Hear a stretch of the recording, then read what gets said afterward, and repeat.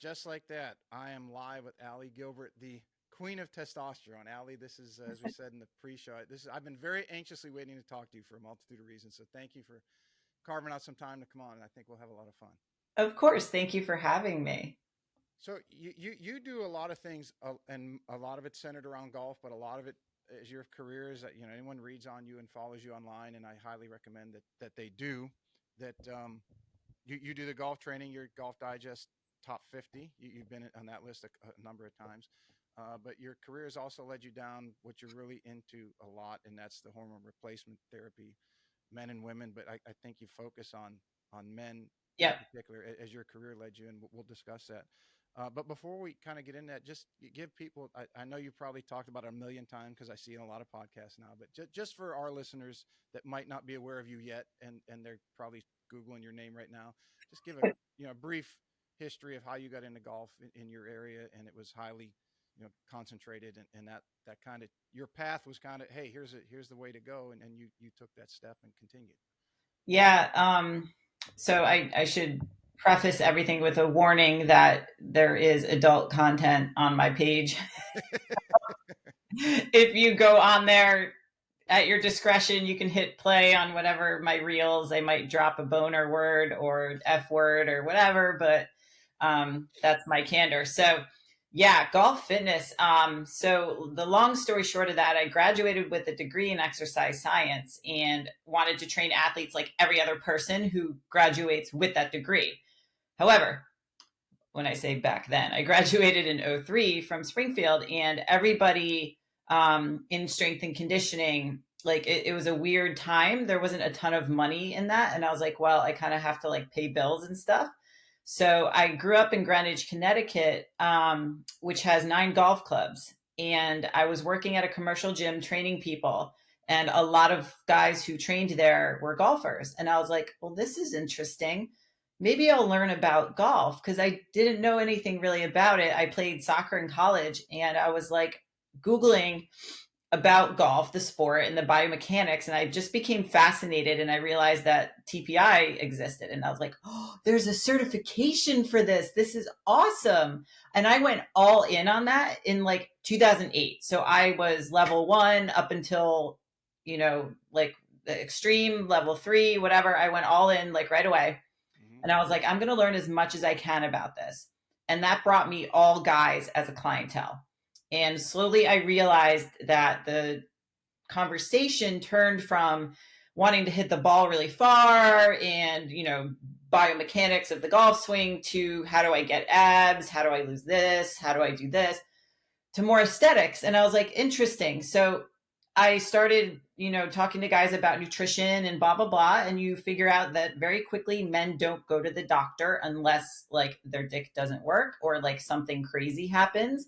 And they just take supplements off the shelf and they kind of just do everything haphazardly. And I was like, nobody's educating them about hormones or anything. So I'm going to start talking about that. And I had talked about male and female hormones, and a business coach of mine, Tom Plummer, at the time, he was like, there's something with like the men's stuff. Just run with that. Like, just post about men's stuff. And that was circa like 2010 ish.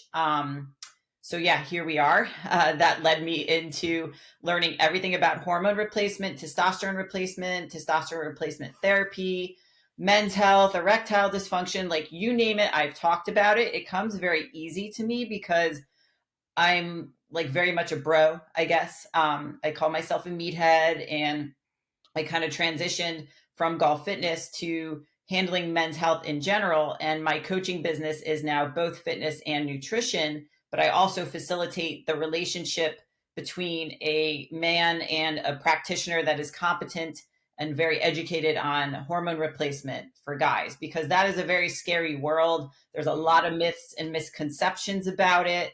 Men are often told it's going to kill you, it's going to give you a heart attack, it's going to cause cancer, all these things that are just going to push them farther away from wanting to go to a doctor. And now everything can be handled online via telemedicine. So it's quite an easy world to be involved in. And so that's kind of what I do now. I have 2 coaches on staff, and we handle fitness, nutrition, lifestyle. And then I help bridge that relationship with hormone replacement.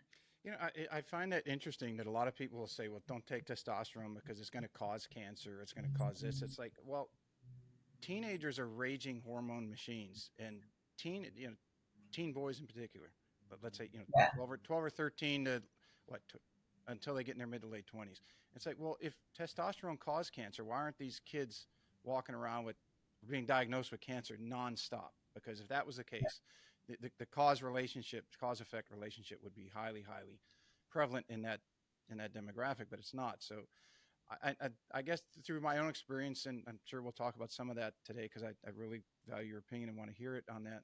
But I would say that testosterone, as it makes everything grow, if you do have something like cancer, it's going to proliferate that or has a potential to proliferate that. Am I going down the wrong track on that, or does that have some validity to it? No, it doesn't. I forget where that was based off of what study as far as like the cancer. Mm-hmm. Prostate cancer, it was based off one study because when a guy goes on testosterone replacement, his PSA and prostate may enlarge a little bit, but then it kind of stabilizes. However, that does not cause cancer. The studies that have surfaced or whatever are more correlation, they're not actual causation. So all of that has been upended and refuted, and now there are studies showing that there is no causation effect from testosterone causing prostate cancer, because like you said, teenagers would be walking around with prostate cancer if they had all these optimal super physiological crazy testosterone levels. No, you had is either a post or I've listened to a number of you on other podcasts.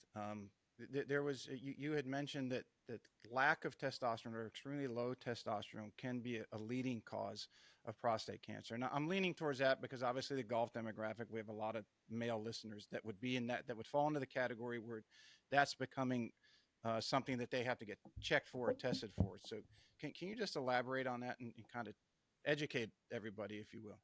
So, a lot of the benefit that comes from testosterone is the fact that it converts into estrogen, which is, yes, a female hormone mainly, but men need estrogen just like women need testosterone. Mm-hmm. So, a big scary part about testosterone converting into estrogen is guys think, oh, I'm going to turn into a chick, I'm going to start crying, and estrogen's bad, like all these things, when it's actually what is necessary for cardio protection, neuroprotection, and can kill cancer cells.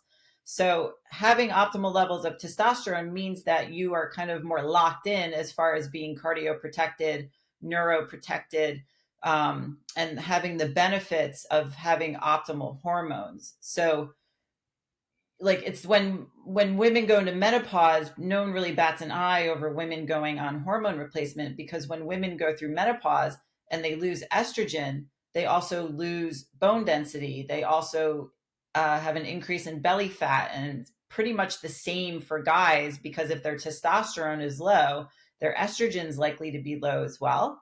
So that's really what we're looking at, where we want guys to be optimal. So a lot of physicians who maybe don't understand the current research still are quoting old things and myths and stuff like that that aren't true. And people will like look at me like I have four heads, but I have a urologist on staff, or if you want to call it, this is not like my opinion, Dr. Jordan Grant, who is brilliant, and he has clients or patients who have active prostate cancer who are on testosterone replacement, because a lot of the time the typical treatment for this is to pull all hormones from a guy, which is called deprivation therapy, Right. estrogen and testosterone. They use medications to make sure that those hormone levels plummet and guys feel awful. So he is the one who has shown the studies that there is no causation from testosterone and prostate cancer, and the history behind that. So going deep into that, he articulates it a lot better. I probably can't do it justice because I just lean on him when somebody asks overly medical questions regarding that, because that's his space, not mine so much. So, What the optimal testosterone levels have been modified over the last couple decades. And I don't remember if that was you that I listened to. So I listen to so many podcasts I can't keep track. It might have been on Huberman Lab or Peter Attia's show, but I think they said that LabCorp was seeing a consistent decrease in levels of average testosterone. So what what was the old standard levels, and then what have they shifted to now, and then what should people strive for as they're training, and obviously we'll get into that, and they're getting on hormone replacement TRT. So the levels used to be around, like, the range is huge. It used to be 350 to around 1100. In 2017, LabCorp reduced that range to 250 to like 900 something. Um, Clearly that is a big jump, but also that range is it's an arbitrary number based on the average of everybody in America. So if they're sick, if they're overweight, if they're just less optimal, like, basically you're just being looped in with everybody else, no matter their physiological state or their health. So that number alone is not something that I give a lot of credit to, because total testosterone really only paints part of the picture. um, there's also free testosterone, which is significant because how much of that testosterone that you have is actually floating around and usable. Mm-hmm. So generally, men who are over 500 total testosterone feel better. And there's a lot of guys who are sub 500 who are being told, oh, you're normal, because the range starts so low. And this is really just to satisfy insurance based practices that make you qualify for testosterone replacement, because you have to be under 300 twice in a row in order for insurance to cover it. So I literally tell people, I'm like, don't even think about using insurance for anything related to hormone optimization or just being something that isn't really sick, because it's never going to be covered. There's never going to be an instance where it's like, here you go, this is going to be an easy process.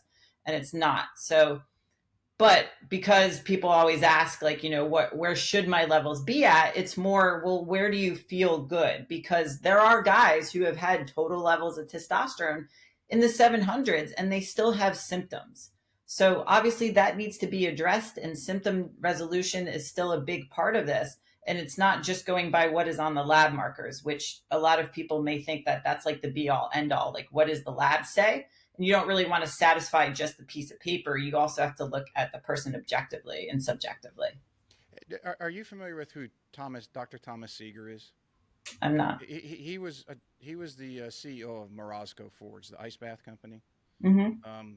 And I'd gotten an ice bath years ago, and I've been doing a lot more lately. But I got connected to him because he obviously did the ice bath connection, but his PSA had gone up to 7, I think, when he was about 52. And his testosterone levels were around 700. So he went strict keto diet, and he started ice bathing every day. And then, but the key that he found, because he's a researcher and a professor, that he had found a Japanese study that showed if you did ice baths just prior to workout and then went to the gym, that you could increase testosterone levels. So he said, why not put it to the test? So he did the keto, he did ice baths, and then he would do his workout. And his level, of course, he dropped the weight. His testosterone went from 700 to 1199, and his PSA went down under 1. So, he had talked a lot. He did not want to go the surgery route or any of that stuff. And he said, I'm going to do it this way. And I'll be damned if it didn't work. But it's very interesting. I haven't found a lot of people who are familiar with the ice bath and then work out for the testosterone boost. I've been trying to put it to the test. You're in Florida, I'm here in South Carolina. So this time of year, it gets kind of hard to run up to the grocery store and get 70 pounds of ice to dump in a feed container. Yeah. I mean, listen, like, if that actually kept levels high enough to where it resolves symptoms, I think that would be everyone doing it. It's one of those things where, like, again, blood work is a snapshot in time as well. So if you get your testosterone tested today, it probably is going to be different Friday and different next Tuesday. Like, it's going to fluctuate. Different times a day too, isn't it? Yeah. So it's more just, it's reflective of, like, how do you feel? What are you dealing with? And then what are all the other things that you're dealing with in your life? Because testosterone is not just the only hormone in a man. What is your stress like? What is your nutrition like? What is your lifestyle? What is your sleep like? How are you training? How much exercise are you getting? So what are all the stresses in your life that are contributing to this one big load that can be suppressing testosterone levels. So there are like tons of supplements that claim to raise it, and there's definitely ways to increase it on paper, but does that actually, infiltrate how you're feeling as a person? Because I've had people's levels go up 300 points and they don't feel any different. Hmm. So What was did you get into or find out what the reasoning was? usually it's lifestyle, not eating well, not sleeping, abusing stimulants, alcohol. A lot of people think, oh, I work out twice a week and that's good enough, but you actually need to do something like every day. I know it's hard. Um, but yeah, just that, and just being overweight, being high body fat is probably one of the biggest factors. Body fat is the most inflammatory tissue that we have. So now we have a state of inflammation in an unhealthy body. So now it's going to suppress the hormones that should be at optimal levels, because it's like, well, I'm not healthy. It's not a good state to procreate in, especially if you're stressed and stuff like that. So it's not going to create optimal testosterone. Hmm.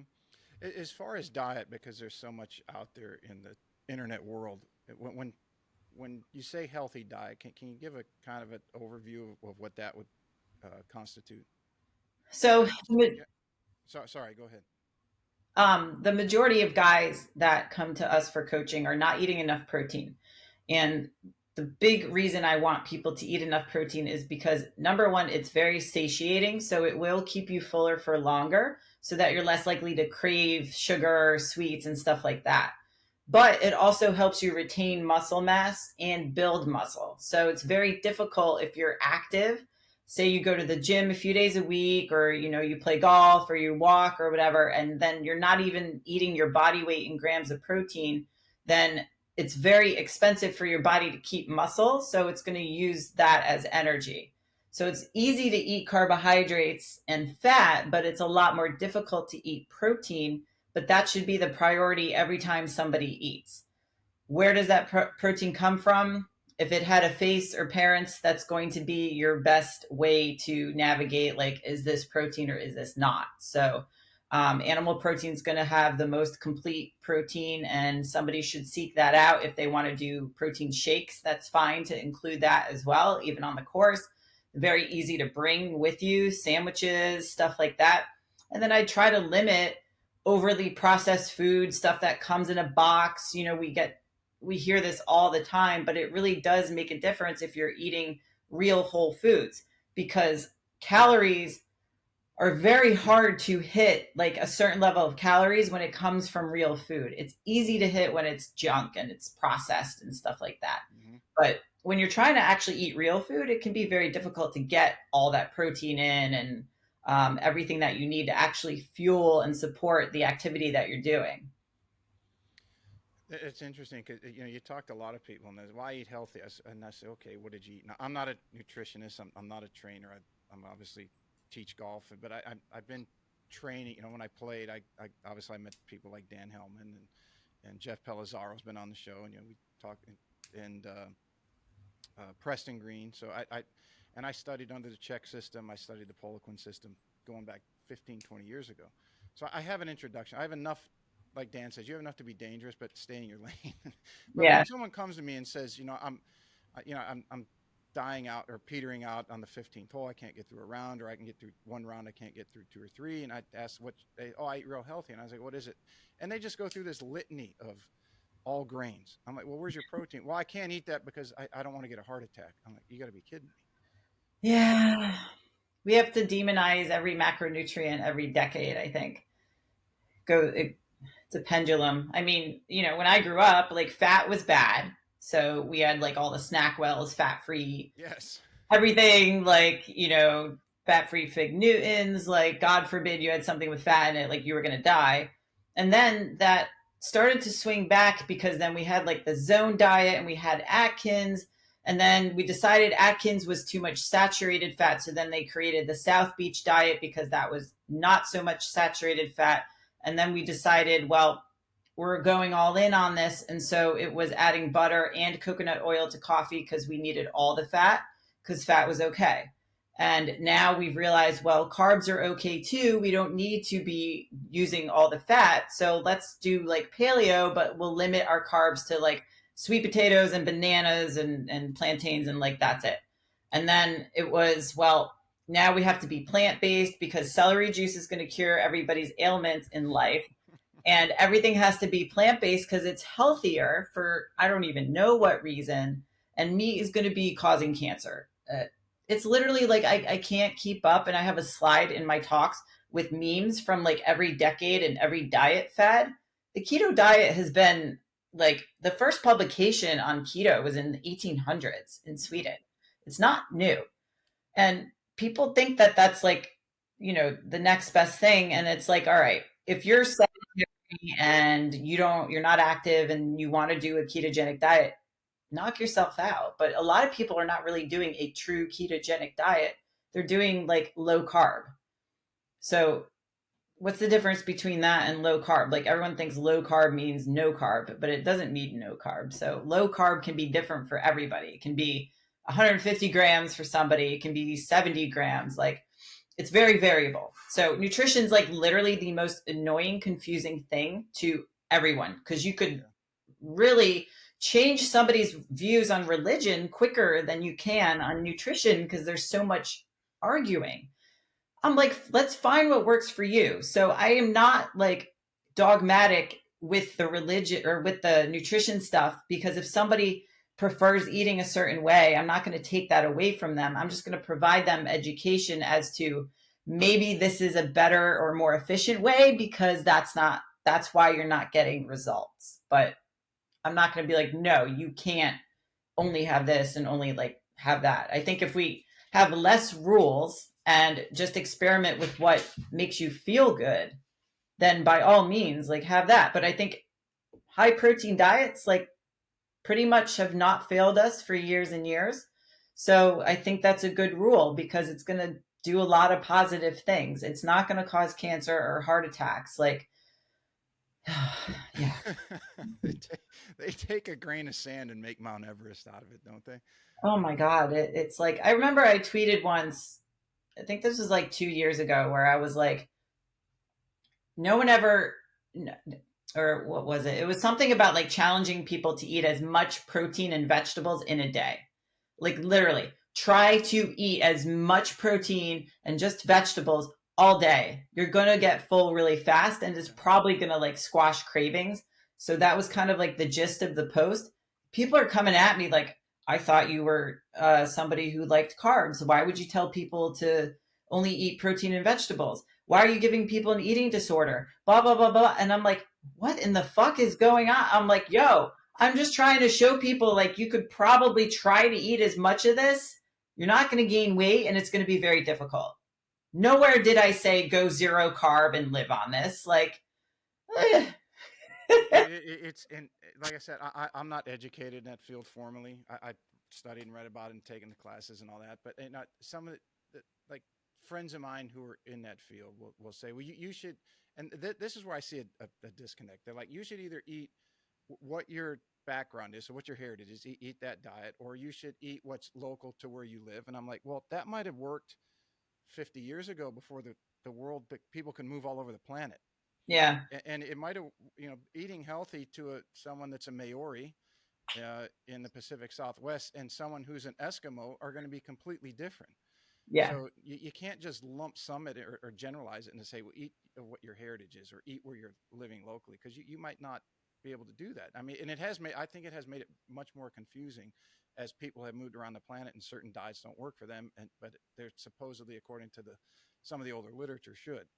Um, so that's a very interesting, not to get off on diet, but I just wanted everyone out there listening because, oh, I ate a good diet. It's like, well, I had oatmeal for lunch and I had a couple pieces of bread or I had oatmeal for breakfast, a couple pieces of bread and maybe one piece of turkey for lunch. And I had some chips that were organic. And it's like, no, that's not going to cut it.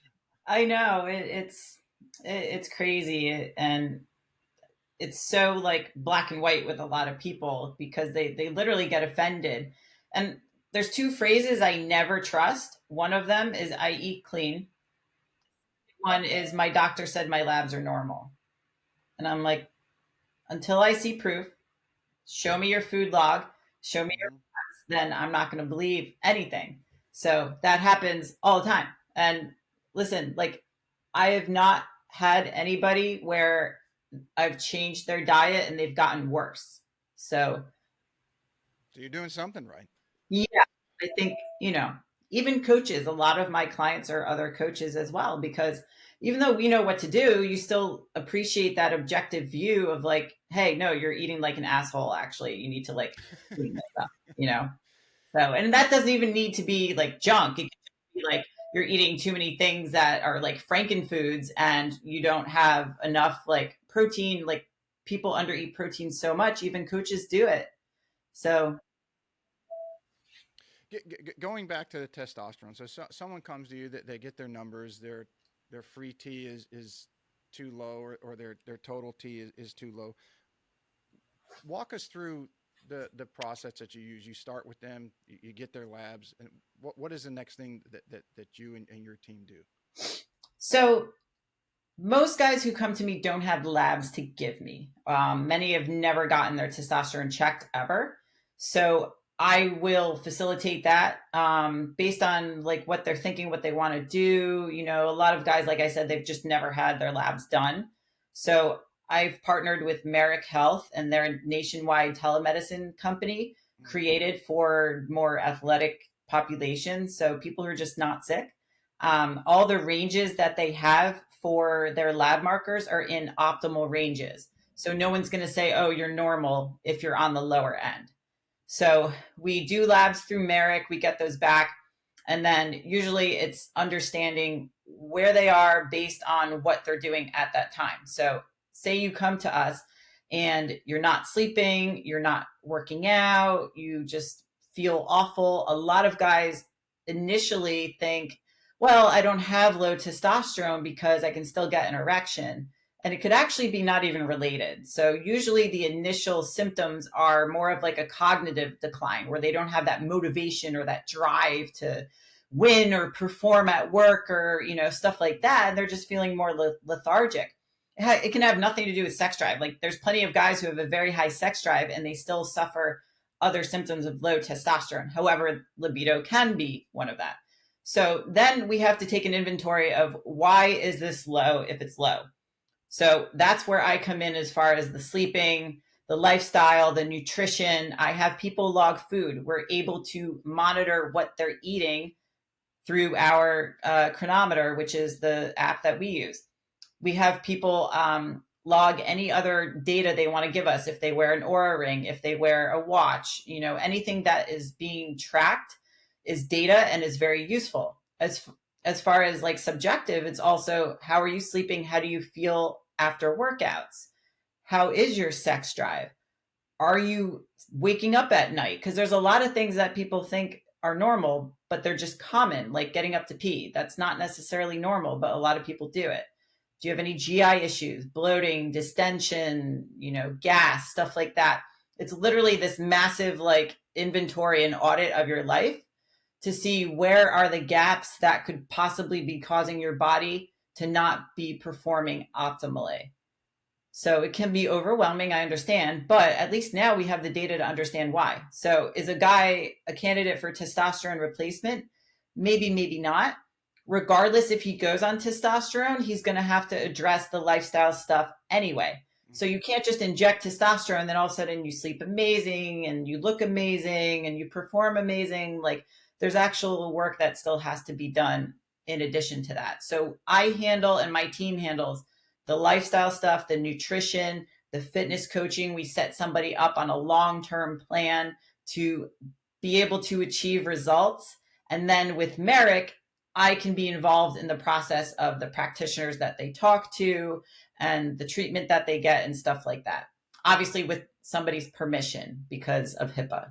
Yeah, you got, yeah. That's so convoluted and an intricate web of what you can and can't do. It's like, God, how can anyone ever get anything done? Yeah. What the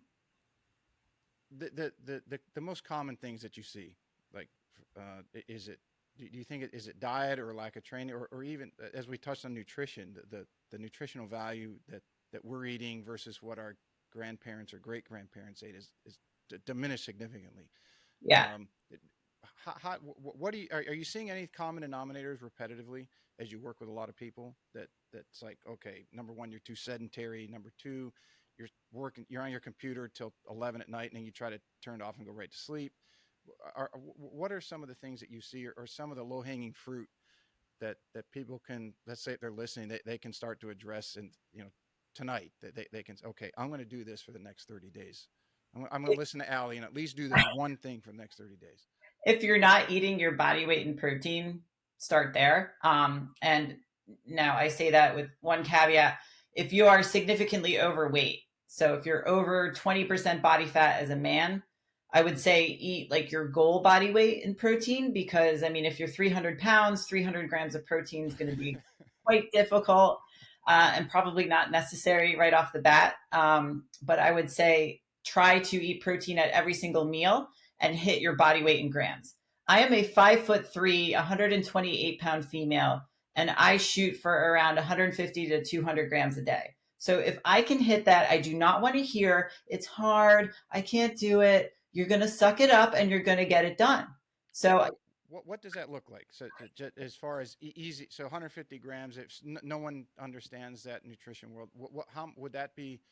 A chicken breast at breakfast, or a fillet at lunch, or would it be a full ribeye at lunch? Something like. Can you break it oh, down it for me? can. So let's go over like nutritional literacy, meaning like knowing what is in what. So for breakfast, a lot of people like eggs, right? Mm-hmm. Cool. Like I don't like eggs. I don't know why. I'm just not an egg person. So for breakfast, for me, I usually do have steak. I love steak. I can eat steak every day. I'll have like steak or chicken or something that's probably not like a breakfast food. So eggs are a great way. Steak and eggs are great as well. Now, a About lot. how many ounce? 6 ounce, 8 ounce, 12 ounce. So if we're doing just steak only, then I would say like 6 to 8 ounces would be a great serving size. That will yield you 40 to 50 grams of protein. So same with chicken, it'll be between 35 and 50 grams of protein for around 6 to 8 ounces. If you're going to have eggs with your steak, you have to account for the fat grams, because a lot of people are going to think, well, it's a lot of fat. Yes. Now, this is where understanding what your total intake is. So if one of our clients has a total fat content of 85 grams a day, then they're going to understand that this cut of steak probably has to be leaner if they're going to include 2 or 3 eggs with it. If you want to stay on the lower fat side, then maybe we have chicken or we have turkey, and then you have 1 egg with like 3 egg whites. Mm-hmm. So that's kind of how you can play Tetris. Filet mignon, skirt steak, bison, like those tend to be leaner cuts, whereas ribeyes, New York strips, stuff like that are going to be higher fat content. Mm-hmm. Protein with like mid fat is going to be more turkey, ground turkey that's like 93% lean. I would say things like salmon, probably a little bit mid to high fat. And then on the lower end side, lobster, scallops, shrimp, almost like zero fat. Chicken breast, ground turkey that's like 99%. A lot of those are going to be up to like maybe 5 grams of fat per serving. So it's knowing that if you're going to have something higher fat with it, then that would be your fat. So if you have chicken with avocado, okay, well, the avocado is primarily fat. The chicken's primarily protein. So we can pair that together and we'll probably be okay from a fat standpoint, versus if you took a ribeye and had an avocado with it, that would probably blow through your fat for the day. So this is where it's kind of overwhelming to people, but using an app to track this provides you that understanding, because otherwise you're just going at it like, recklessly. And a Mm-hmm. lot of people are frustrated and don't really want to track food. And I'm like, cool, I get that. But then you have no idea what you're consuming. And it doesn't have to be a forever thing. I mean, back in the day, like I had to look up the nutrition on food and like write it down. Now the apps, like you can just scan stuff, you enter it, it can be there, throw it on a food scale, take pride and actually take an understanding and use effort to see what you're eating. Then you could start to eyeball. I've been doing this for like 20 years and I still weigh my food to understand what portion size is. Cause that's where a lot of people would be like, oh my God. Like if you've never, if you've never measured peanut butter, have fun. Like a tablespoon of peanut butter is like nothing compared to what we think a tablespoon of peanut butter is. Mm-hmm. So now, say you have that serving of steak or chicken or whatever in the morning, duplicate that 4 to 5 times throughout the day, and that's where you'll come to your total. So another easy way to do that is like take, 200 divided by 4, and then that's your protein intake for each meal. And you can hit that with 3 meals and a shake, 3 meals, 2 shakes, 4 meal, like whatever you want to do. But then that at least gives you a goal to target. And that's how you should base your meals, is protein first. Then whatever, if I'm your coach and I give you a certain carb target to hit and a fat target to hit, then we can fill that in with whatever, like white rice or fruit or like whatever you have on hand. But I would say the most important thing is going to be getting your protein in and figuring out how much you have to have at every meal. Because then the easy answer to how do I get more protein in is increase your portion size or find other foods with protein in it that you can have during the day. Yeah, I went through that crossover. As somebody, so I'm 50, and so growing up in the 70s and even in the 80s, breakfast was always cereal, Yep. Pop Tarts, oatmeal, cream of wheat, loaded up with sugar and carbohydrates. And Yeah. when I got told you need to start eating chicken breast and steak for dinner, I said, "Are you out of your mind? There's no, this isn't no.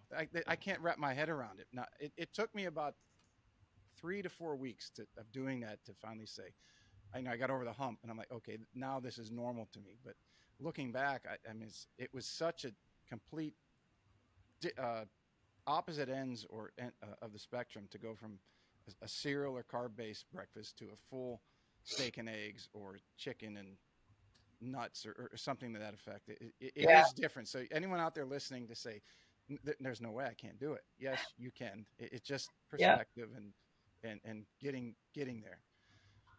Um, some of the things on testosterone, and I'll go over the experience I had with it. So, and I know that a number of your posts that you weren't like clomiphene, estradiol, anastrozole, that those things that you guys say it's not needed.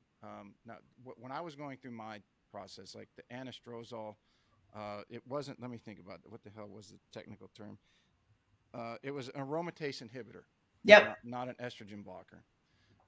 So is there need and or reason based off an individual to take things like that as someone's on testosterone, or is there new literature that speaks to something new that is not needed? So aromatase is the enzyme that converts testosterone to estrogen. So when a guy is on testosterone replacement, that is a natural process that we want to happen. The bodybuilding world made it turn into a bad thing. And this goes back to men thinking estrogen's bad and it's going to cause man boobs and all these symptoms. So men need estrogen. We do not want to block it. A lot of clinics and physicians will see that estrogen is high on labs and say, oh, we've got to get that down. But when you ask them why, they can't explain it. They say, well, it's bad. It's going to cause a heart attack or blood clot. Mm-hmm. And then if you dig for more reasons, they can't provide that. There's plenty of research to show not necessary.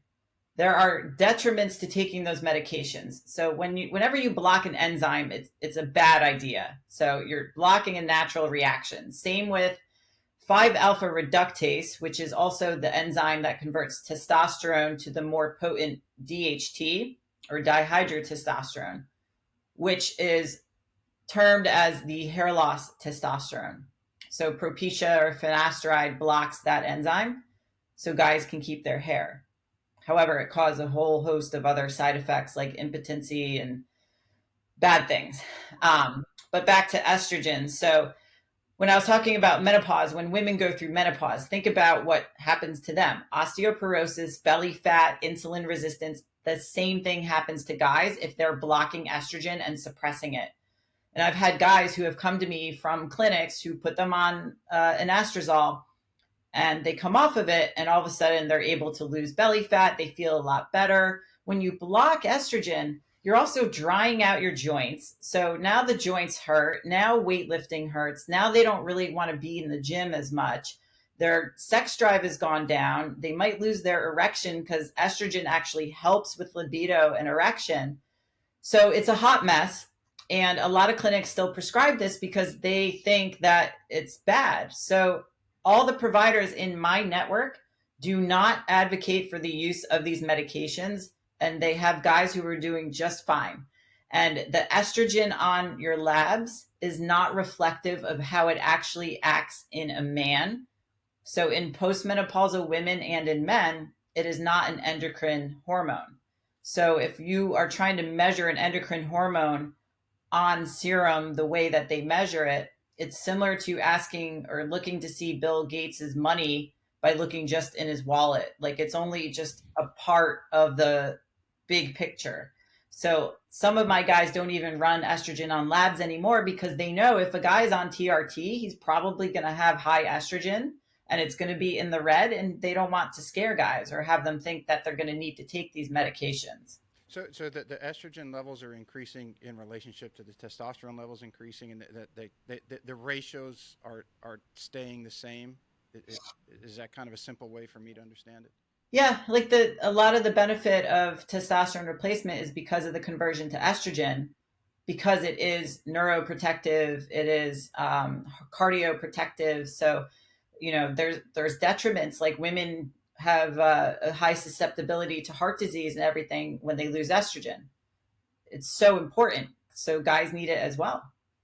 And what about the clomiphene?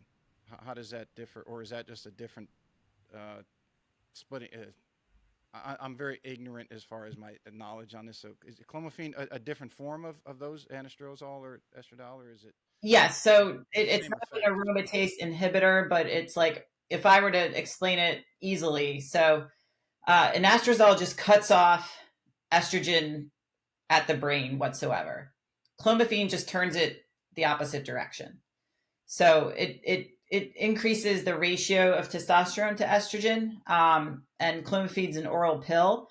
Hmm. Basically, it's a more complicated way to increase testosterone by not just giving testosterone, and it doesn't suppress the body's natural ability to produce testosterone. So a lot of practitioners will want to use that in younger guys, or maybe somebody who doesn't want to do injections and stuff like that. It's not a great medication. It can cause like blindness and eye issues in guys, and there's really no reason to use it if someone needs testosterone. So it's kind of like if a diabetic needs insulin, like we're not going to say eat a ton of protein so that it can go through this complicated process to be made into insulin. Hmm. As far as the testosterone levels, somebody comes in and let's say, well, let's use me for example. Many years ago, mine was at 207. Obviously, very low for somebody in their even in their late 40s. How do you determine the amount that they're going to take? So is it and was it point 0.1 or is it point 0.1 gram? I'm going to really botch this. Someone's going to TRT correct me. math is crazy. So I don't determine it. It is the doctor that determines the starting dosage. And a lot of guys are on a slow or lower dose, and then they titrate up based on symptom resolution and stuff like that. So I would say some clinics start at like 50 milligrams a week, but others will start more around 75 to 100. And then, if necessary, maybe go up after a few months, but you want to see how somebody responds to that. What happens if the absorption rate is not what you guys hope? As your team reviews clients' numbers and how they're feeling and get all the feedback, if they're not improving at the rate that everyone hopes they would, does it just automatically go up, or how does that work? It, it's Do you very increase as far as the variables are concerned, do you increase the frequency or do you increase the dosage? it usually you would want to increase the dose if they don't have symptom resolution after a number of months, if they still feel really bad. It's not so much on paper what's going on. More of the labs are telling a story of like what else is going on. So if anything else is of concern, then that's useful for the practitioner. So most guys will start on a twice weekly injection if they don't start with injections, then they would likely be started on a cream. The testosterone cream that is actually the best cream is scrotal cream, because the scrotum is 8 times more permeable than like your arm or your underarm or something like that. Hmm. So then it's, a game of like, how is somebody feeling and how are they getting along? And that's going to be different with everybody. So it's super contextual, and it's based on both labs, but also the subjective of like how someone's feeling, sleeping, like if what they were dealing with previously, has that been resolved or is it still lingering? So it's an ongoing process. It's not something that like, oh, in 3 months you should feel XYZ. So it could take 1 month, it could take 6 months. So most guys will take upwards of a year to get completely dialed in to understand where their happy dose is. And is it still going in 12-week cycles? It's cycle on, cycle off, or is it just It should continual? never be cycled. Okay. No, unless you're like doing super physiological levels as a steroid cycle, but testosterone replacement, like that's for life. So whatever your dose is, you're going to do that. If you're 2 times a week at what was it 15? Was it milligrams? Then you're going to do that 50. Yeah. Okay, so if you're doing that, you're 2 times a week. You're sticking to your thigh or in your rear end. You're going to do that for the rest of your life. Yep. Yep. It may go up, it may go down, but yeah. And And a lot of guys struggle with that. They're like, oh, I don't want to do it the rest of my life. And I'm like, okay, you could feel worse, the rest of your life. I mean, I there's get your it. 'Cause, options. like, guys don't want to be reliant on, something. I get it. Like, I totally get it. But also, anybody who I've coached who's gone on TRT felt better and it's been life changing for them. I'm not sure why they'd want to come off. And nobody has said, like, yeah, this isn't for me. I want to come off. And it's not a panacea either. Like, I'm not saying like all your dreams will come true if you go on TRT. But if you do want to become more bulletproof to diseases and scary things, then it could actually help facilitate that. But it's not everything, because you still have to do all the lifestyle stuff. Yeah, especially when you talk about brain health and cardiovascular health, that the two of the leading causes of older age issues, mortality rates, and things like that. I mean, cardiovascular, as far as I know, is still the number one cause of death around the planet. And if you want to avoid that, everyone, I think across the board, everyone in the TRT realm would say that it's very, very important for cardiovascular health. Yeah. And is that's I'm assuming that's due to the regenesis of soft tissue, as things die off and autophagy takes place and you got to rebuild. Yeah. And there's receptors on the heart and the brain for testosterone. Like, it's a very powerful neuro medication. But most people just think of the sexual part of it. And it's really so much more than that. It for myself, somebody has experienced this, and talking to people like yourself, but also someone who has gone through cancer. It is very difficult, even through the people that I know, and I know a lot more than your average Joe that's sitting out there that might be listening. It's still difficult for me to wrap my head around getting back on testosterone replacement, because it was such a scare to go Yeah. through cancer. What would be your best advice for someone like me, or someone that's like me out there, that's just sitting there saying, I hear what she's saying, she knows what she's talking about, I believe her, but I'm so scared to take that step, because the alter or not the alternative, but I'm so scared to have my doctor tell me the C word. um, and they want to do it because their lifestyle, they can't play with their kids, they can't be as intimate with their partner as much as they want to or used to, so they know they need to do something, but they're deathly afraid. What would be the best advice you could give them? To consult with a practitioner in my network who can talk somebody through that, because it is a big step and commitment and can be scary, especially if you have family history or you have someone else in your ear saying that you're going to die or experience all these bad things. So I think getting with the right type of practitioner is going to be a big one. Um, Hmm. Attend my men's health event at the end of the year in Austin, Texas, because I bring together all these practitioners in the same room, as well as the fitness people that I trust, so that guys can be exposed to the truth and why they're not being told this in conventional medical care. And that's your Silverback event, right? The Silverback Summit. Yep. So tell everybody more about that. That'd be a good segue. So let's talk about your event and how you started it and why, and who attends, and why it is such. In addition to what you just mentioned, why it is such a benefit to so many people. So at the end of 2021, like I'm a moderator in a TRT group on Facebook that has like, I think we have like 15,000 guys in there, some women as well. And I was like, it would be really cool if we had like the live version of all the practitioners, because we are all featured on a YouTube channel doing videos, educating guys and anybody really on all the topics that you and I have discussed today. Hmm. So I was like, what if we just do this like in person? And I love events and I love live events. So here in Florida last October, I held the first one, and I had the majority of the practitioners from that group, as well as myself and one other fitness guy. And we basically tackled all these scary topics and provided like a safe environment for guys to ask these questions. This year, it's going to be like much bigger. All the practitioners that I trust, pretty much within the realm of testosterone and men's health, are going to be there. There's going to be panel discussions. There's going to be formal talks. There's going to be debate style talks. So literally anything that has been a myth, a misconception, or a hot topic in this space will be addressed at this event. In addition to all the nutrition stuff, all the training stuff, the lifestyle stuff, business, like anything that you can think of that falls under the umbrella of men's health is going to be there. And it's for either men or women who work with guys or are a guy or just want to understand real men's health information.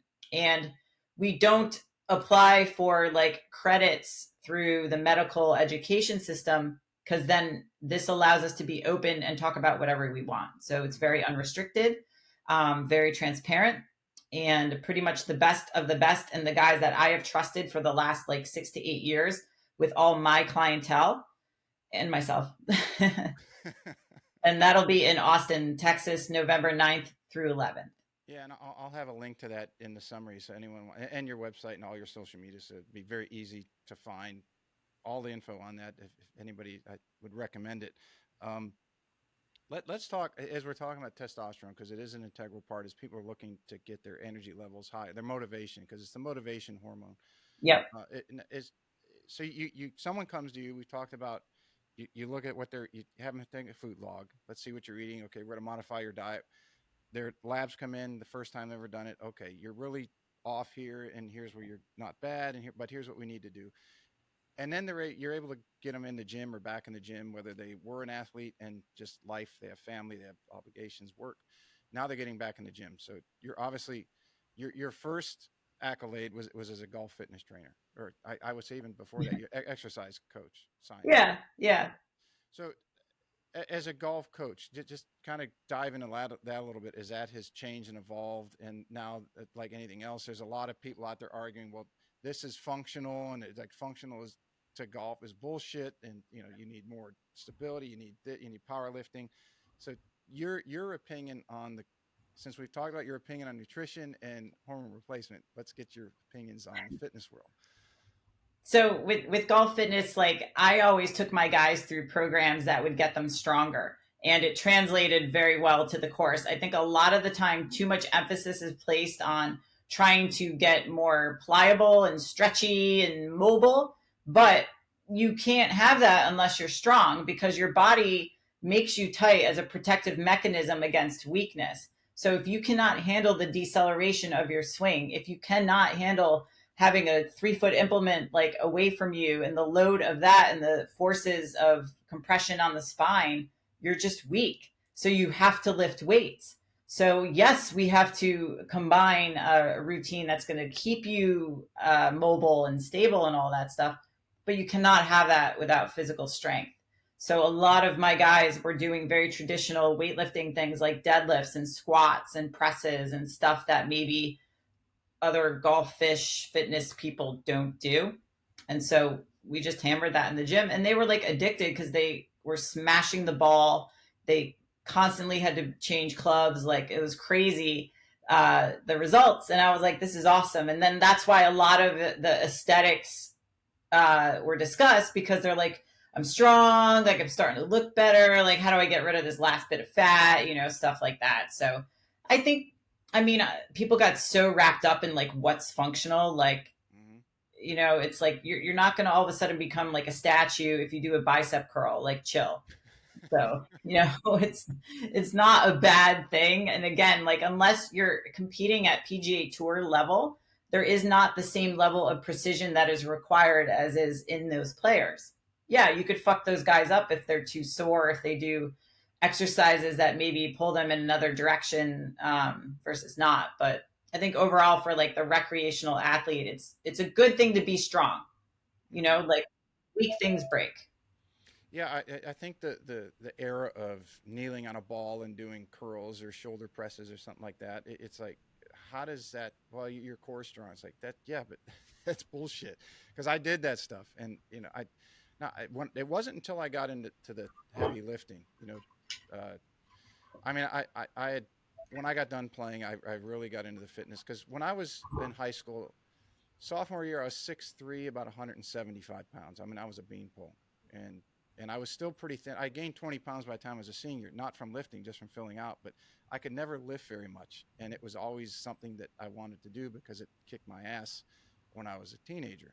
So I really got into that era. Really, when the recession hit, and there's nothing else to do except sit on the sofa, and I'm not watching TV, so I'm going to read. Um, but got into the heavy and more the powerlifting and the German wave loading and Bulgarian Yeah. style lifting. I mean, you're doing 10 sets of 2 to 3. And I mean, there were days I couldn't move the next day. I need to have my, girlfriend help me get off the toilet. I'd be so sore. Yeah. Um, but the biggest common thing I probably get from golfers when I tell them you need to get a trainer, and you can do it online now. You don't, if there's not anyone that you like in the area, but you need to start lifting heavier weights because doing 25-pound dumbbell presses at sets of 20, that's not going to do shit. But the kickback is, well, I don't want to get too big. And Dude, it's I know you've really talked like about that a lot. golfers, they're the only population outside of women that are like, well, I don't want to get bulky. And I'm like, bro, goblet squatting 40 pounds twice a week, you'll be fine. Like, I have guys trying to get bigger, lifting significantly more often and more weight than people who say things like this. It's very hard. It is very hard. Hmm. I'm trying. It is really hard. Like, stop. It's nonsense. Yeah, and I think that they get confused with when they get sore and a little bit of inflammation that they're getting too bulky and like, oh, I can't swing. It's like, yeah, no shit. You just worked a muscle through a full range of motion that actually stretched the shit out of it that you've never stretched before and strengthened at the same time. What did you think was going to happen? You're not too big. Yeah. It's like, are your if they did squats, it's like, are your pants too tight now? No, that fit better. It's like, yeah, you're not too big. That's like Mike Boyle always said, like, saying that is similar to saying you don't want to drive because you might become a NASCAR driver.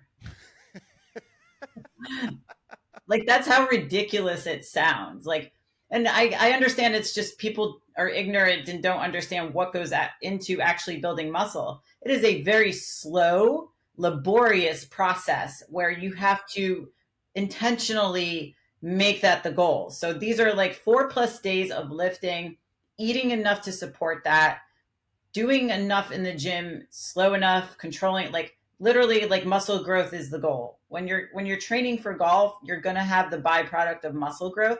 Muscle's more dense than fat. It takes up less space. So guys will probably get a little bit leaner, but bulkiness occurs when you eat like an asshole. When you knock back a bag of Doritos watching the PGA this weekend, Yeah. Yeah. and maybe a bourbon or whatever they're drinking, yeah, it's not gonna.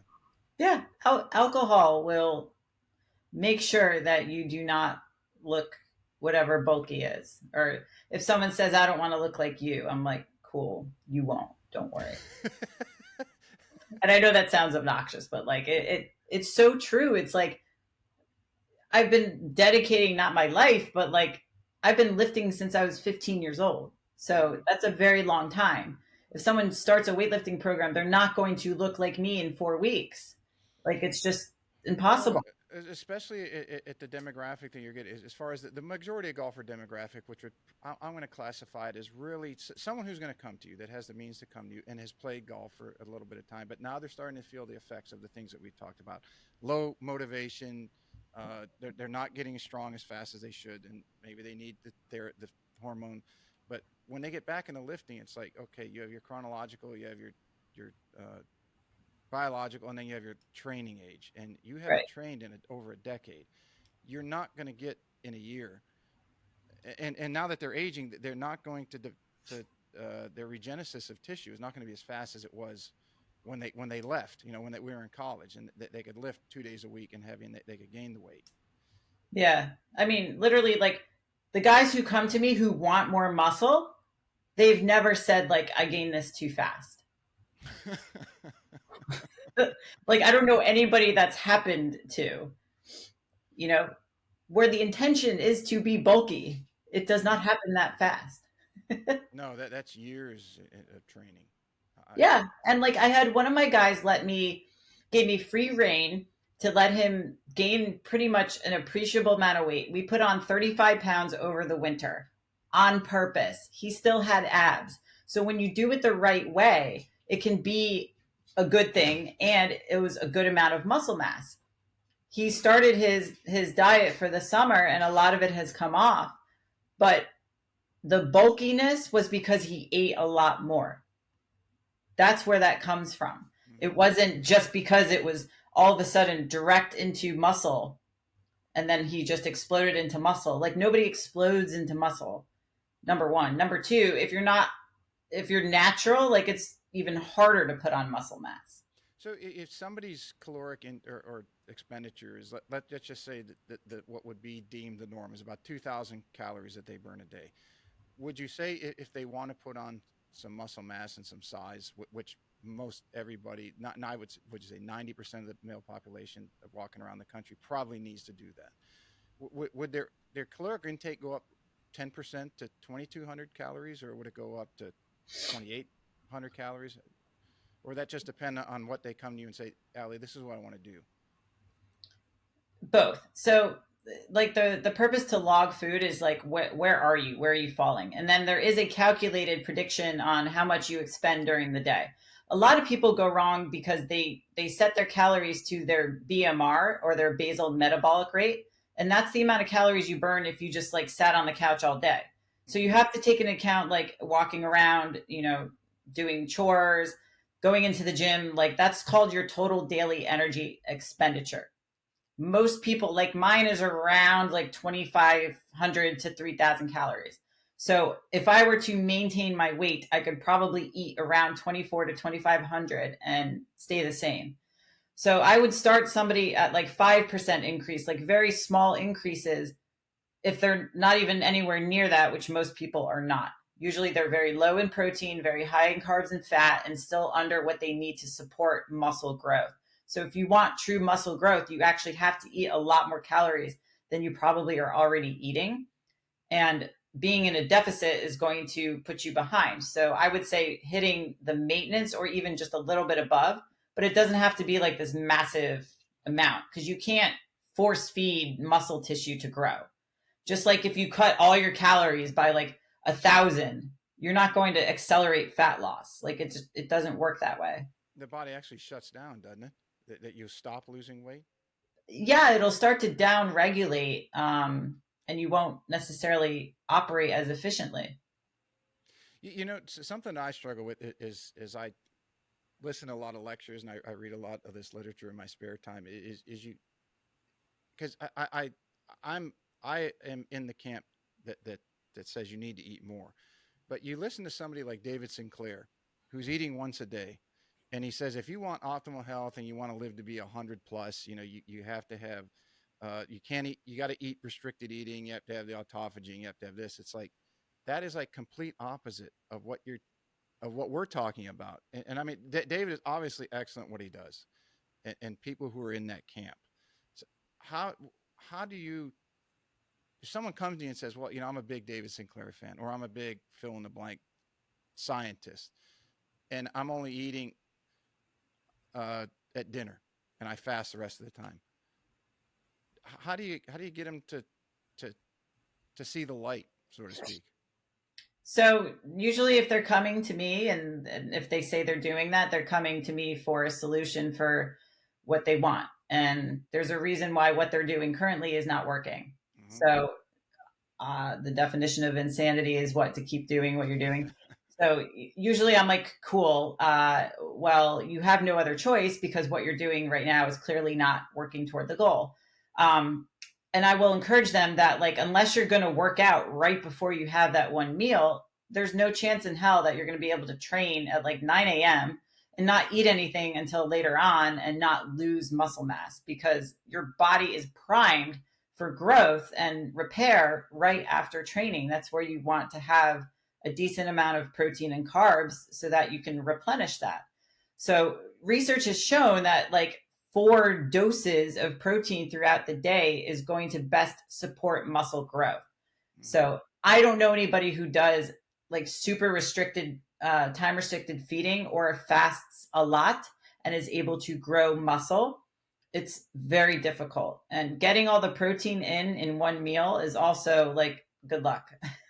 Yeah, I mean, Peter Attia, for a long time had done intermittent fasting and everything. And then when he got back into training more routinely, he's like, yeah, he gave up the intermittent fasting, as far as I know. And I'm a big fan of his. I follow him quite a bit. The only one I know that can do that intermittent fasting and sit there and deadlift 600 pounds like it's nothing is Dom D'Agostino. I mean, I don't know if you've seen. He's in Florida. I don't Yeah. know if you've seen his stuff, but he's got that farm basically, and he'll go out there and yeah, I haven't eaten since last night or yesterday at lunch, and he goes out there and he throws I don't know how many plates on a deadlift bar, and he just sits there and deadlifts 2 or 3 reps of 400 like it's nothing. I'm just like, this guy's a freak of nature. You Yeah. know, He's also doing a lot of good things health wise too, you know? So it's similar to like, what supplement can I take? Like, all right, if I'm going to take this approach to eating, they're ignoring everything else in their life. Like you have to address everything. And so mhm. there's always going to be an outlier too, where someone's like, well, my friend did this and they grew cool. Like, and listen, I'm not like, you must do this. I'm just like, well, if you're not getting the result doing it this way, then let's try this and see what happens.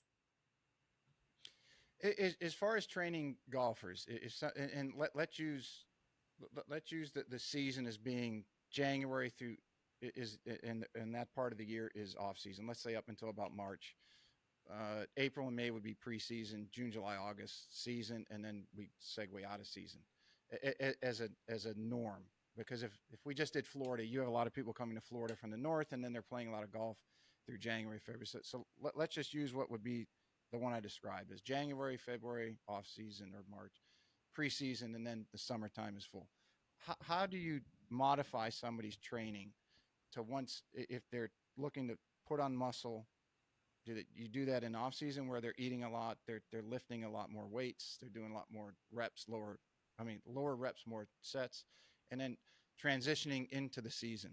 So you don't want them burning all their energy in the weight room. You want them to be focused on the golf course. How do you set up programs like that? Uh, well, since I lived in Florida, I don't train people in person anymore, but Mm-hmm. I can tell you how I did it in the Northeast because I lived in Connecticut forever. I trained like the whole Met section, so went through this plenty of times. So in the off season for the guys that would stay up north, then we would definitely hit the gym harder, probably more often, and their schedules were a lot more regulated. So they can sleep more, they can recover from the training. They were able to actually eat enough, and they weren't so crazy with work. So that's pretty much what we did from like November to like March or whenever the clubs opened. And then it's more maintenance because if they're competing, then they're going to be playing on Mondays and then they have work the rest of the week. So usually a lot of the assistant pros would do it super early in the morning. The head pros can kind of do it more flexibly, but they would probably train 2 to 3 days a week versus in season, it was going to be more like 3 to 4. And then throughout in the off season, 3 to 4. And then throughout the summer, then it was more of like, let's maintain what we did in the winter. Let's keep you more energized. So it wasn't as much volume in the weight room. It wasn't as much taxing stuff. It was probably more of like the functional shit that is fun. So that's kind of how I would position everything. And then food wise, prioritizing protein always. Like you still have to hit those protein goals no matter what. So that was always a consistent thing in their list of to dos because it can't be too overwhelming. Because again, when you're working and if they're on the T and they had lessons and everything, it was just a lot of protein shakes and literally like whatever they could get in. Hmm. And as far as they're playing on Monday, because most of those tournaments I remember, because I grew up in Michigan, most of those tournaments were like 36 holes on Monday. So, um, are you uh, leading into a tournament? Are you backing the intensity down some more so that they're working on their game more? That is it more somewhat maintenance and then kind of recovery for the repetitive motion of the swing and the bending over and the lateral bending and stuff like that? Yes, like it's contextual too. There are guys that really enjoyed and felt better if they trained a few days out, which is totally fine. And then Hmm. that would of course be backed up with like a nutrition protocol. We'd probably increase carbohydrates around the tournament time, making sure they're well hydrated, stuff like that. Yeah, it is a science, and it is. I found in the podcast, and I think all the ways of measuring in today's world. I know the golf industry, of course, with the swing catalyst and TrackMans and flight scopes. That what we always thought was generic, or you fit into the main box. It's like no, it's so individualized now because we have so many ways. And we've touched on some, and you get blood work, and you get all these things, and it's per the individual, as you touched on, free testosterone versus total testosterone, and it could be different for somebody in their protocols. It could be twins, and they could have different protocols. Yep.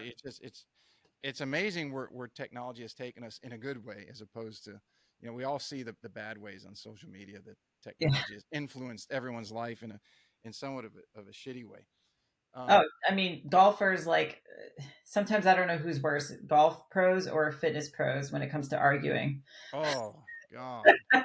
I've told this story a couple of times. And Andrew Rice runs a coach camp here in Yep. Bluffton every year, and it's great. And John Sinclair, who's out of Texas, John does probably more technical research and info on shafts and swings and wrists and everything than anybody on the planet.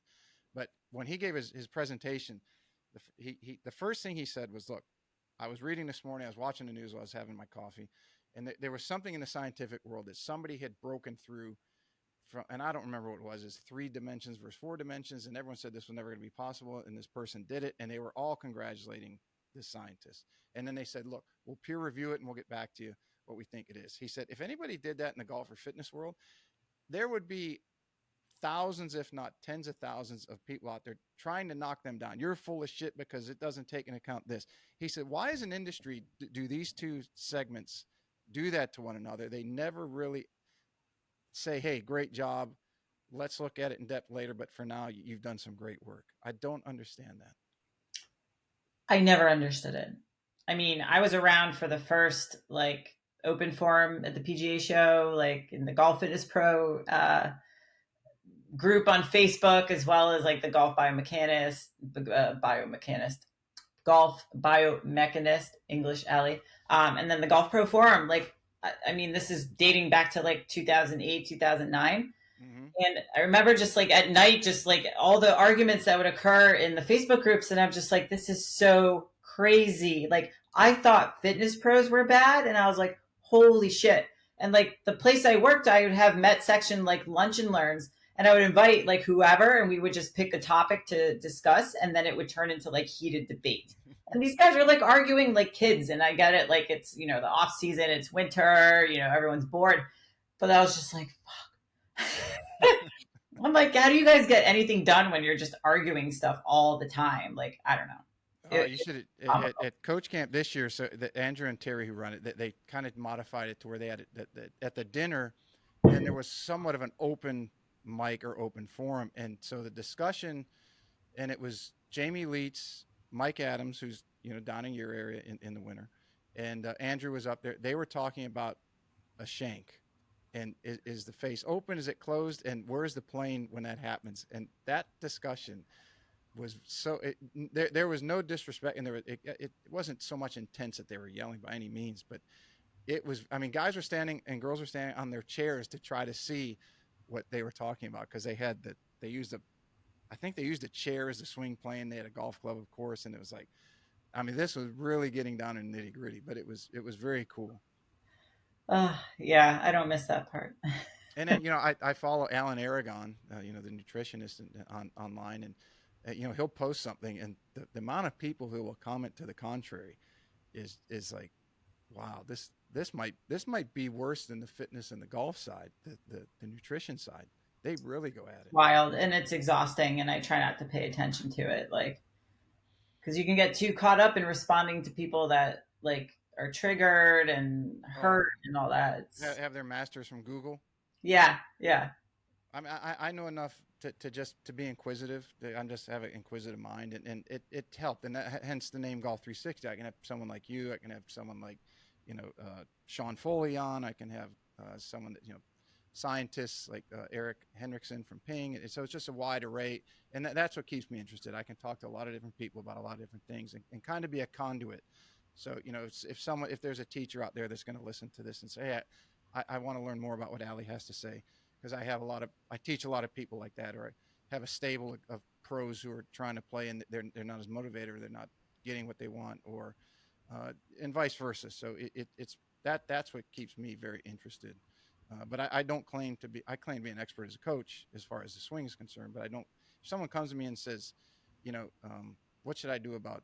Should I get on TRT or not? I say, here, yeah, Go to Allie's site, click on her, reach out to her. You go to her, because I know enough to just direct you and kind of generally talk about it because I've gone through it. But you need to talk to someone like her, because I can't individualize anything. yeah, yeah. Thank you. Yeah, same with like you know pregnant women or whatever. That's not my jam. So we're out for that. I don't know anything about that. What as far as in the things that you do, you've had to have some very awesome success stories. What would be one that sticks out in your mind the most? Oh man, I would say there's a 26-year-old client of mine named Cole who he was I don't remember his top weight, but like I've posted a lot of before and afters because it's just mind boggling how crazy the transformation was. Um, he was so overweight, so like, poor self esteem, low confidence, all this stuff. And now he has just completely changed into this very muscular, like confident young man, and like his mom messages me and everything and how grateful she is, like, and I love him because he's like so wholesome and like cool, and I'm like, man, I was not as mature as you when I was your age, like where did this come from? And he was down in Florida for a concert last month or a couple months ago, and we lifted together and it was just like super cool, and everything about him and his outlook on life has changed. He's such a hard worker, and it's really cool to see. And he also tells me these things, and he's like constantly taking selfies because he's just baffled at how his body has changed. He's like, I've never looked like this, like I've never been confident taking my shirt off, like, oh my god, like it's just, it's amazing to watch. Hmm. And so stuff like that really makes me happy, and it just makes everything that we do worth it. Like it's not that you need it because you know that it's good, but it's almost like a validation to actually see it in place. You have the theory, and even if it's backed by science, and I'm speaking from the instructional side and the coaching side. That there is all these things that we had to measure, but it is to actually see it work, or for me to have a student that comes to me, and then we do these things, and then they actually their handicap drops, it gets cut in half in a year, or they win their club championship, or they win their flight. That's even more validation. It's like the cherry on top is what I call it. It just makes you feel that much better for them, uh, as much as it does you. Oh So yeah, my love language is words of affirmation, so I can't hear that enough. what as far as tech is changing things so rapidly in the lives that we live in now, how do you see your industry, be it in the training or in the hormone replacement? What do you see as changing or the next big thing, maybe that might be on the periphery, especially Um, as someone who knows who's not knows not just what the is inside and going on, but you deal with things on the periphery and cutting edge. that's a good question. I think the fact that like telemedicine is now very popular, which is a great thing. I think more of what do you call it, like general medicine, like insurance based practices are kind of going to go by the wayside because AI will somewhat take over, where you can kind of enter your symptoms into an app and then it'll spit out a prescription for you and stuff like that. As Hmm. far as testosterone, it's still unknown because it's going through processes with like the DEA. They're trying to restrict it even more.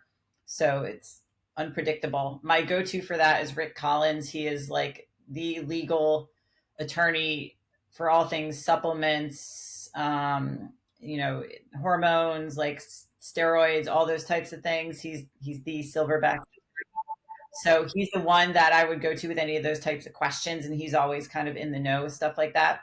As far as like wearable tech, like I like for guys to be able to see their sleep on something like an Aura ring, um, or heart rate monitor, and just very basic stuff, because I think a lot of people can be deterred by what the score says or what it tells you to do. And I think just having an understanding of where you are is great. Hmm. Um, but yeah, I think like, technology as far as being able to do Zoom stuff has been huge. And I think online coaching, like, I love the results that I get with people online coaching because I can just control way more variables because we have access to different apps and technology and stuff like that. Whereas when I'm in person, it's just the one workout variable that I can control in that hour. And then, so when you do like, if you're working with somebody in Sweden, you do it where you like we're doing now on a video call where you're watching them train and you can critique their form, or you can say, okay, I want you to do it this way. I don't do live sessions. So, I mean, I can, it's going to be really expensive. Mm-hmm. There are two guys that I do that with still that I've been training for like 15 years, but I don't offer that in my business model. But that would be like what would happen. It's more the workout program is delivered over an app, and then they have the ability to see a video demonstration and the sets and the reps. They can comment on it, they can video themselves for critique on that. And then we basically plan out their whole year based on, what their goal is and provide feedback and stuff like that. That's awesome. It's crazy how fast that has changed, isn't it? I mean, Yeah. I started training in '99, and there was nothing even close to that. I remember I graduated high school that year. So yeah. World of different, and it's changing at just accelerated pace. It's like what's happening next. It's like you can't wait to next week or next month and say, wow, this is, or next year, this is revolutionizing everything. I know. I know. What is, if there's somebody out there, youngster, boy, girl, and they want to become the next Allie Gilbert, what's the best advice that you could give them? Be prepared to spend a lot of money. um, it's funny because people always ask me, like, well, what did you read, or what course did you take? And I'm like, I didn't. Like, I don't have a PhD, I don't have advanced degrees. I paid for going through the process with many medical practitioners and doing a lot of mentorship work in addition to my certifications. But I think my thirst for wanting to know a lot of this shit and getting to the truth about it and being able to have these conversations with guys forced me to learn as much as I could about it. So I've spoken at medical conferences. I've educated many doctors. I've really just dived right into all this info, podcasts, mentorship groups, mentorship calls. Like, I do bi-monthly mentorship calls with one of my practitioners. It's 4 hours a month, and I just hit them with whatever I want to learn or what I'm dealing with clients at that time. I have a great network of physicians that I can bounce ideas off of now and guys that I trust, but it took years to build that trust. And Hmm. I've studied how to interpret lab work, everything hormone related, because there really is no like guidebook. So I have created a course called Testosterone School that kind of walks somebody through like the basics of optimization through fitness, nutrition, and then TRT and what that entails so that there is some resource for people. I've done a virtual Silverback Summit a few weeks ago. That is 25 different talks that include in person interviews that I did with guys discussing all these topics. So now there are resources for people who do want to learn this stuff because it really does not exist so much for guys as it does for women. You've said many times that men are very, very reluctant to seek help, to either go to a doctor come to somebody like you until it's become a major problem. Have you developed a theory on why that is? Working with so many for so long. Because it makes them look weak in their mind that they're succumbing to outside help, that they can't solve it themselves. Men like to solve things. Hmm. Yeah, And if they can't solve it themselves, then it makes them look weak in their mind. and then I would have to assume that as they climb that mountain and they start to look back and the perspective changes and they're like, why didn't I just do this sooner? Yep. I'm sure you get that quite a bit, Allie. I wish I would have met you sooner. Oh, yeah. A lot. Or I have guys who want to do like absolutely everything they can to optimize their testosterone naturally, which they absolutely should do. Hmm. And then they realize that it may not go up as high as they thought, or, there goes my camera. You're, Um, you're good. It's still recording. okay. Um, and then they realize they still have symptoms. But it's still a necessary process to go through to be able to optimize everything. Yeah, it's a whole new world, and we're very lucky, especially for all the males out there, and of course the females, the women benefit from hormone replacement, and I'm sure that field is improving just the same as it has for men. But at least the the it getting out there more for the men, and their ability to reach out to somebody like you and your team to say, hey, I've been feeling like shit for a long time. I can't do what I used to, and I've tried everything I can find on Google, and this isn't working. And I need to take this step if I want to enjoy life again and my family. And at least you're doing great work, and that this is getting out there. And I just feel very happy that I can get your story and your info out there more, so that more people will reach out and say, there are other guys like me, and they have done things, and they look at your website and they see the success stories, or your Instagram and your social media, and they see this and like, yeah, I want to do that. I want that back. Yeah, thank you. I appreciate that. Is there anything that we missed? I mean, we went over like I 50 don't think questions. so. Covered a lot. Yeah. Do you have time for? I call it the emergency nine. It's just nine random questions that are kind of fun here before we wrap up. And Yeah, totally. I just wish the stupid camera worked. uh, let's see. So the first one and the last one everybody gets, Okay. and you being around golf, you'll understand both of them. You're very on top of that. So if you're playing in a golf tournament, as a member guest, I usually with some of the pros, I say if you were playing in the Ryder Cup, but if you're playing in your member guests there locally, and they're going to crank the music walking up to the first tee, what song are you going to have them play? Oh, God.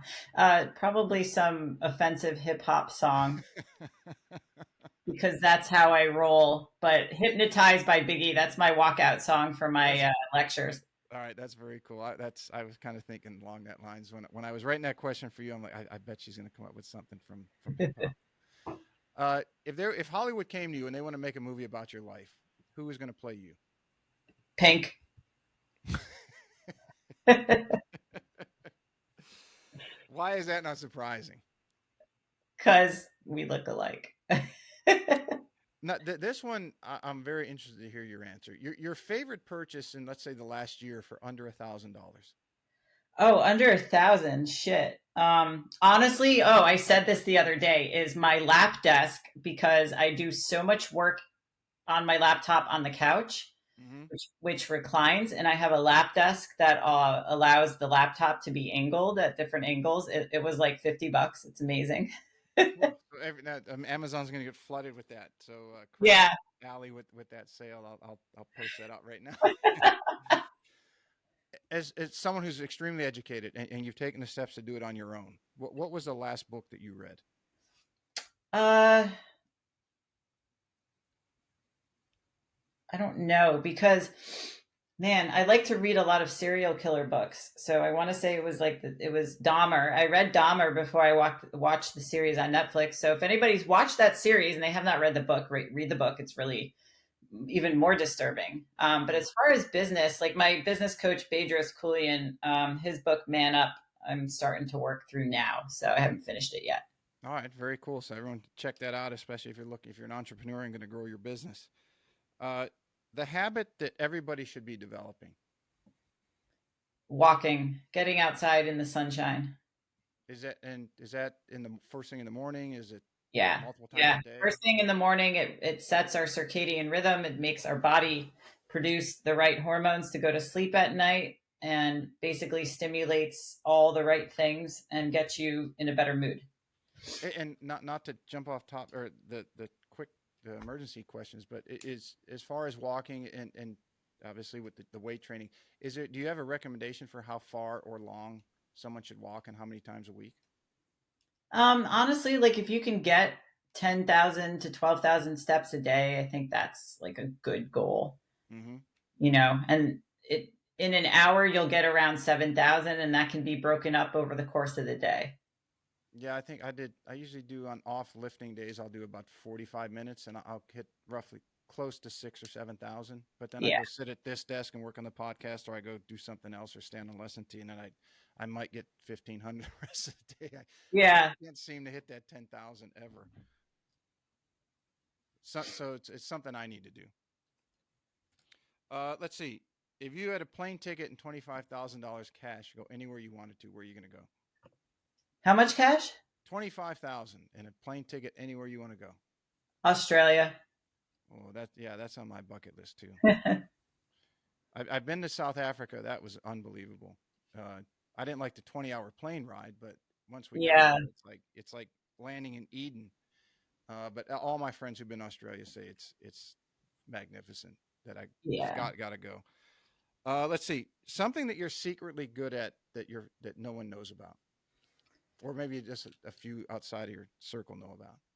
I am a very, very good gift giver. Cool, very I cool. hate receiving gifts, but I find the most unique, weird shit. And not only that, but it's like when someone gets a gift and then they're like, "Oh my god, you remember this weird detail about me." Like I'm really good at that. So if anyone needs suggestions, like what do I get so and so? Yes, I might hit you up for that. For guests that come on the show, I could use your input, especially I'm usually not very good at that. It's your superpower. What would you say your superpower is? Oh, I think I can be a good listener. I think Well, that's yeah, why a lot of guys trust me. you got your podcast, and so I would have to imagine anybody who has a podcast has to be a good listener. The show's not going to go very well. That's true. And then the ninth one, it's emergency nine holes. So your opinion, the greatest golfer of all time. Honestly, I really like Tiger. So Hard to argue with that one. yeah, I mean, because I kind of grew up with him, you Hmm. know, so that's my era. So, as far as things coming up, you have the Silverback Conference next summer in Austin. Nope, Um, this I'm sorry. November. I'm sorry. This November. Yep. Got all my dates screwed up. What else are you speaking anywhere before then, or do you have anything coming up online that people can sign up for? Yeah, I'm going to be doing another virtual one in August. Can't sign up for it yet, but Okay. we will be running that. And then if they go to silverbacksummit.com, they'll be able to get on the interest list for the one in November because we'll be limited capacity for that one. Mm-hmm. And yeah, I'll be speaking at the Perform Better events this summer as well, and probably more podcasts. Actually, I have 6 this week I'm doing. So I'll Nice. be all over the internet. That's awesome. Um, and then tell everybody your website, your social media handles, and I'll have all those linked in the summary so they can get in one click. But anyone listening now that wants to get on quickly, go ahead and tell everybody the best way to find you. Instagram is where I pretty much do all my content at the Ali Gilbert, ALI. And then the website. ALI-Gilbert.com. And then I got one more question before you go. I got the silverback name. Where did that come from? Oh, that's funny. So basically, I decided that the purple eggplant emoji that usually represents men's health was a poor representation of you guys, and that the gorilla emoji was a lot better. So that's how that started. I'm going to start using that when I send texts. All right, very cool, Ali. I can't thank you enough for coming on. It's been a pleasure to talk to you, and I hope to do so again in the future and get down to Florida, meet you in person, and probably going to be reaching out to you for some advice, not necessarily advice, direction and guidance Yeah, for sure. in your Thank you, expertise. Pete. I appreciate it. Anytime. If you would stay on for just a minute as we sign off here, just so everything can upload, Sure. and we'll talk a little bit more.